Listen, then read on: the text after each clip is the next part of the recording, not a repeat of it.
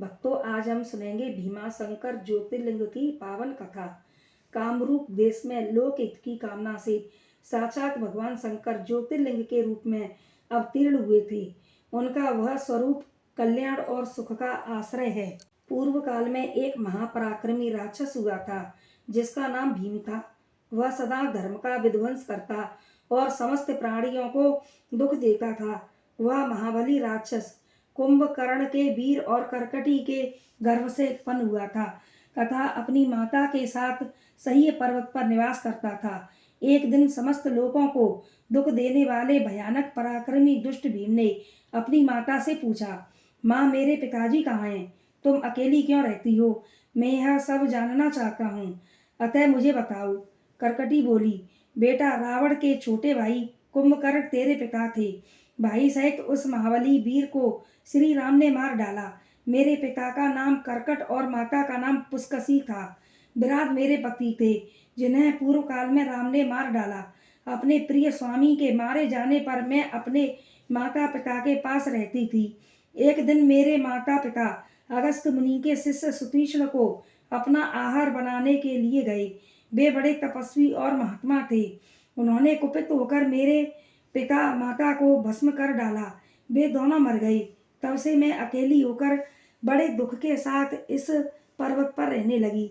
मेरा कोई अवलंबन नहीं था। मैं असहाय और दुख से आतुर होकर यहाँ निवास करती थी। इसी समय महान बल पराक्रम से संपन्न राक्षस कुंभकर्ण, जो रावण के छोटे भाई थे, यहाँ आए।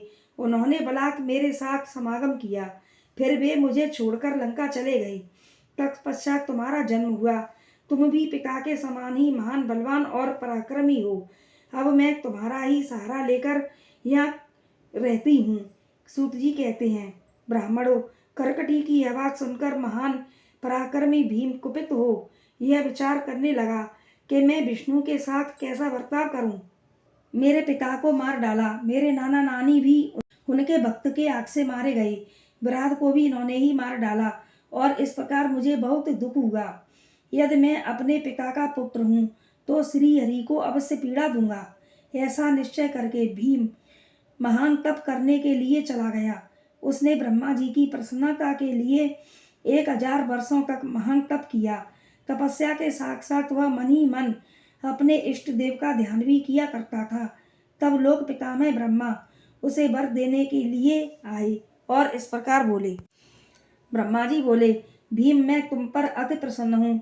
तुम्हारी जो इच्छा हो उसके अनुसार वर मांगो। भीम बोला, देवेश्वर कमलासन, यदि आप मुझ पर प्रसन्न हैं तो मुझे वर देना चाहते हैं तो आज मुझे ऐसा बल दीजिए जिसकी कहीं भी तुलना ना हो। ब्रह्मा जी उसे अभीष्ट वर देकर अपने धाम को चले गए। ब्रह्मा जी से अत्यंत बल पाकर भीम ने ब्रह्मा जी के दिए हुए वर के प्रभाव से शिव के आश्रित रहने वाले महावीर महाराज सुदक्षिण को परास्त कर दिया और सब सामग्रियों सहित उनका राज्य तथा सर्वस्व अपने अधिकार में कर लिया। भगवान शिव के प्रिय भक्त, धर्म प्रेमी, परम धर्मात्मा राजा को भी उसने कैद में डाल दिया और उनके पैरों में बेड़ी डालकर उन्हें एकांत स्थान में बंद कर दिया। वहां उन्होंने भगवान की प्रीति के लिए शिव की उत्तम पार्थिव मूर्ति बनाकर उन्हीं का भजन पूजन आरंभ कर दिया। उन्होंने बारंबार गंगा जी की स्तुति की और मानसिक पूजन करने लगे तथा पंचाक्षर मंत्र का जाप करने लगे। अब उन्हें दूसरा कोई काम करने के लिए अवकाश ही नहीं मिलता था। उन दिनों उनकी साध्वी पत्नी राजवल्लभा दक्षिणा प्रेम पूर्वक पार्थिव पूजन किया करती थीं। वे दंपति अनन्य भाव से भक्तों का कल्याण करने वाले भगवान शंकर का भजन करते और प्रतिदिन उन्हीं की आराधना में तत्पर रहते थे। तब भगवान शिव ने कहा, देवताओं, कामरूप देश के राजा सुदक्षिण मेरे श्रेष्ठ भक्त हैं। उनसे मेरा एक संदेश कह दो, फिर तुम्हारा सारा कार्य शीघ्र ही पूरा हो जाएगा। उनसे कहना, कामरूप देश के अधिपति महाराज सुदक्षिण, प्रभु, तुम मेरे विशेष भक्त हो, अतः प्रेम पूर्वक मेरा भजन करो।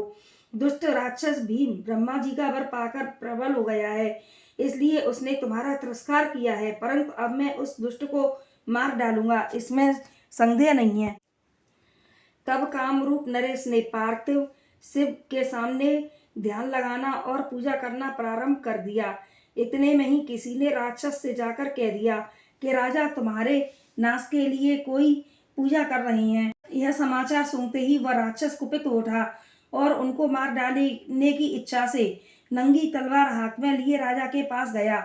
वहां पार्थिव आदि जो सामग्री स्थित थी उसे देखकर तथा उसके प्रयोजन और स्वरूप को समझकर राक्षस ने यही माना कि राजा मेरे लिए कुछ कर रहा है, अतः सब सामग्रियों सहित इस नरेश को मैं बलपूर्वक अभी नष्ट कर देता हूँ। ऐसा विचार कर उस महाक्रोधी राक्षस ने राजा को बहुत डांटा और पूछा, क्या कर रहे हो? राजा ने भगवान शंकर पर रक्षा का भार सौंपकर कहा, मैं चराचर जगत के स्वामी भगवान शिव का पूजन करता हूँ।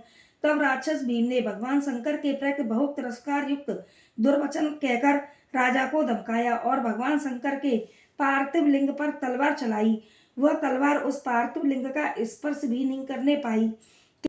उससे साक्षात भगवान शिव वहां प्रकट हो गए और बोले, देखो मैं भीमेश्वर हूँ और अपने भक्त की रक्षा के लिए प्रकट हुआ हूँ। मेरा पहले से ही यह व्रत है कि मैं सदा अपने भक्त की रक्षा करूं, इसलिए भक्तों को सुख देने वाले मेरे बल की ओर दृष्टिपात करो। ऐसा कहकर भगवान शिव ने पिनाक से उसकी तलवार के 2 टुकड़े कर दिए। तब उस राक्षस ने फिर अपना त्रिशूल चलाया, परंतु भगवान शंभु ने उस दुष्ट के त्रिशूल के भी 100 टुकड़े कर डाले। तदंतर शंकर के साथ उसका घोर युद्ध हुआ, जिससे सारा जगत क्षुब्ध उठा। तब नारद जी ने आकर भगवान शंकर से प्रार्थना की। नारद जी के इस प्रकार प्रार्थना करने पर भगवान शंभु ने हुंकार मात्र से उस समय समस्त राक्षसों को भस्म कर डाला।